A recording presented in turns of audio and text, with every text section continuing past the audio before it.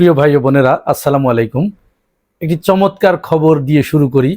মিরপুরে গত পরশুদিন যে দ্বিতীয় শ্রেণীর ছাত্রী শিশু রামিসাকে পাশবিক নির্যাতন করে হত্যা করেছে, সেই হত্যাকারীর পক্ষে কোনো আইনজীবী লড়বেন না বলে সাফ জানিয়ে দিয়েছেন। অপরদিকে শিশু রামিসার পরিবারের পক্ষ থেকে বর্তমান বাংলাদেশের অন্যতম প্রধান আইনজীবী অ্যাডভোকেট শিশির মনির, তিনি এই মামলা পরিচালনা করার জন্য সম্মতি জ্ঞাপন করেছেন এবং পরিবারের কাছে অনুমতি চেয়েছেন। পরিবার ইতিমধ্যেই তাকে অনুমোদন দিয়েছে এবং তিনিই রামিসার এই মামলা লড়বেন। এইখানে একটু আশার আলো দেখতে পেলেও বাংলাদেশের মানুষ স্বরাষ্ট্রমন্ত্রী সালাউদ্দিন আহমেদের একটি বক্তব্যে যার পর নাই হতাশ হয়েছে এবং তারা তীব্রভাবে স্বরাষ্ট্রমন্ত্রীর উপরে ক্ষোভে বিক্ষোভে ফেটে পড়েছেন। যার প্রতিক্রিয়া আমরা দেখেছি, স্বরাষ্ট্রমন্ত্রী, প্রধানমন্ত্রী এবং প্রতিমন্ত্রী আমিনুল ইসলাম শিশু রামিসার বাড়িতে গিয়েছিলেন। স্বরাষ্ট্রমন্ত্রী আলাদাভাবে গিয়েছিলেন, একসাথে গিয়েছিলেন প্রধানমন্ত্রী এবং আমিনুল ইসলাম। এইখানে তেমন বিপর্যয় না ঘটলেও স্বরাষ্ট্রমন্ত্রী যখন সেখানে গিয়েছেন তখন তাকে দেখার সাথে সাথে সেখানকার উত্তেজিত জনতা ভুয়া ভুয়া স্লোগান দিয়ে তার সামনে বিক্ষোভে ফেটে পড়েন। ভিডিওটা একটু দেখুন।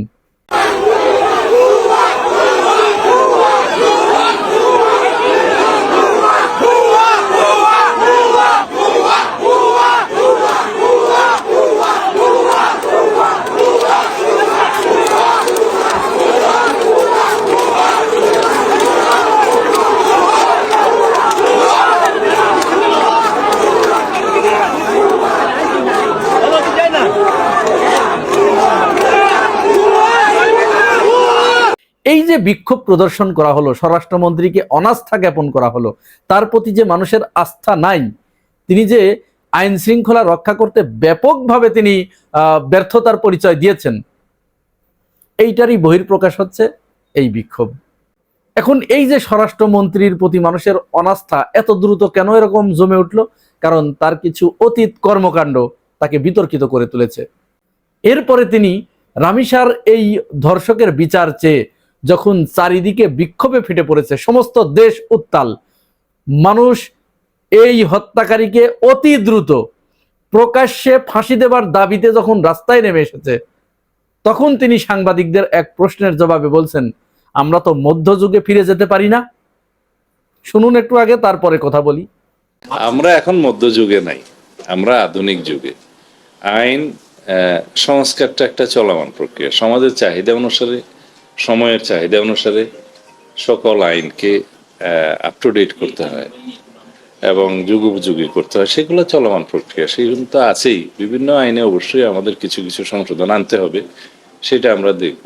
এখন এই হত্যাকারীকে বা একজন ধর্ষককে প্রকাশ্যে ফাঁসি দেয়া কি মধ্যযুগে ফিরে যাওয়া? তাহলে আধুনিক যুগে কি এই পাথর মেরে মানুষ হত্যা করা, এটা কি আধুনিক যুগ? ওইটা তো গুহা যুগে ছিল।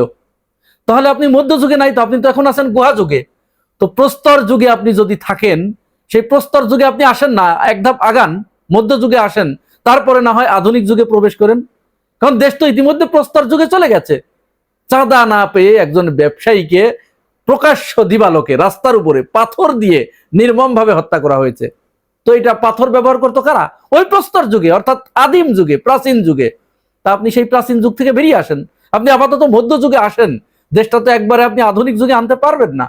এখন এই মানুষগুলো কেন এই বিচার চায় না? প্রকাশ্যে বিচার কেন চায় না? ধর্ষকের ফাঁসি হোক, এটা কেন চায় না? চায় না এই কারণেই, কারণ এই কাজগুলো এদেশে ঘুরে ফিরে আওয়ামী লীগ এবং বিএনপির লোকেরাই করে।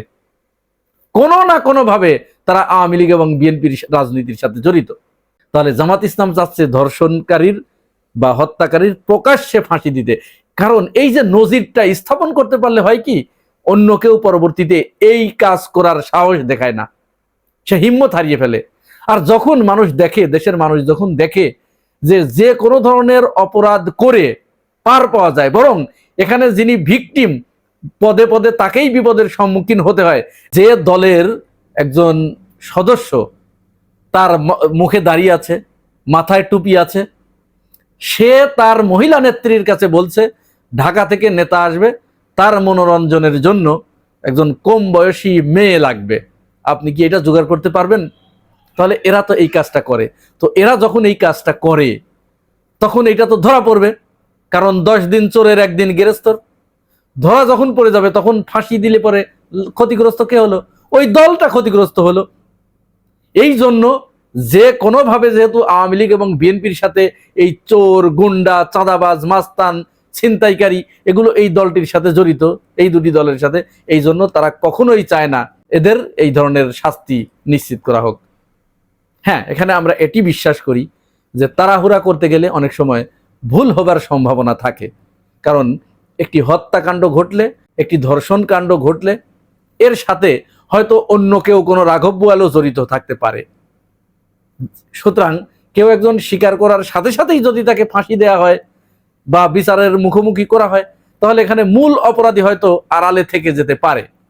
এইটার জন্য তো আমরা এই বলছি না যে আপনি বছরের পর বছর লাগান, আপনি এটা তদন্ত করেন, সুষ্ঠু তদন্ত করেন, প্রয়োজনীয় একজনের জায়গায় 10 জন লাগান, 10টি টিমকে লাগান, তবুও তো এই মামলা 15 দিনের ভিতরেও নিষ্পত্তি করা সম্ভব। আইনজীবীরা বলছে যে এই মামলা 15 দিনের ভিতর বেশি লাগার কথা না।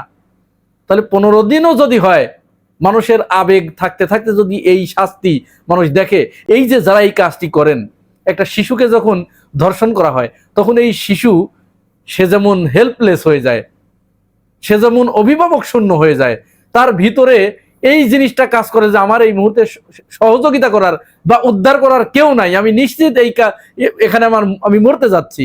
তার ভিতরে যে শঙ্কা তৈরি হয়, সংশয় তৈরি হয়, যে ভয়ের উৎপাদন হয়, ঠিক এই কাজ যারা করে তাদেরকেও ঠিক এইভাবেই মারতে হবে।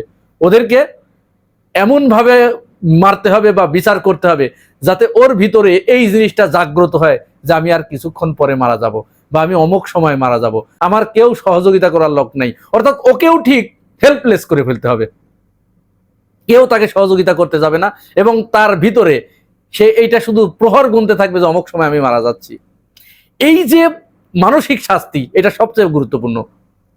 সর্বশেষ তাদেরকে প্রকাশ্য জনসম্মুখে যদি এরকম একটা শাস্তির ব্যবস্থা করা হয়, একে দেখে মূলত একটা বার্তা দেয়া অন্যদের, অন্য ধর্ষকদের, অন্য হত্যাকারীদের একটা বার্তা দেয়া যে এরপরে যদি কেউ এই ধরনের কাজ করো তারও ঠিক এইটাই হবে।